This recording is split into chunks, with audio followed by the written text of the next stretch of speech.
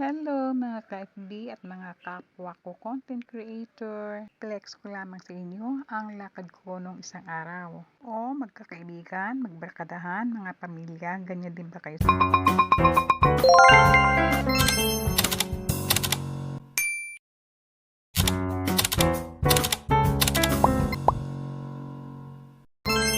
Sa loob ng sasakyan, ang gulo diba? At ang ingay pa. Nag-normal ka agad. Oo nga. Wala pa ako Ako din nag-boundary pero sabi ng Ayun na. ng At ito naman po ang mga behind the scenes story share namin.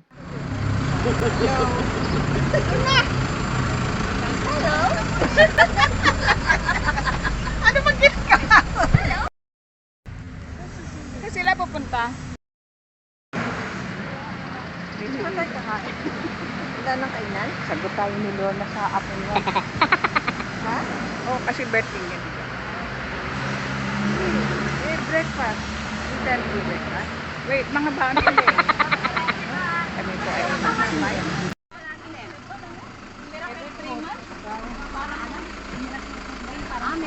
Ayun doon, nalaylay na nga.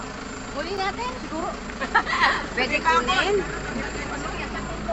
Pwede kunin. Dali, si ano, si Lali. Achiche. Achiche.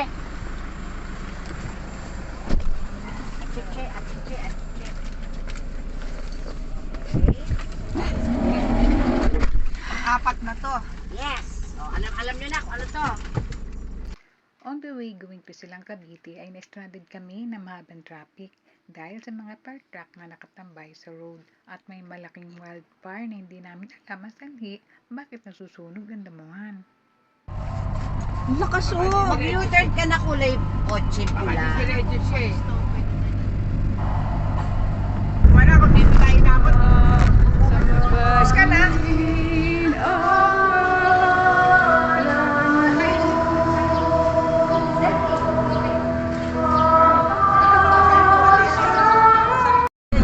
Bahay nila yan.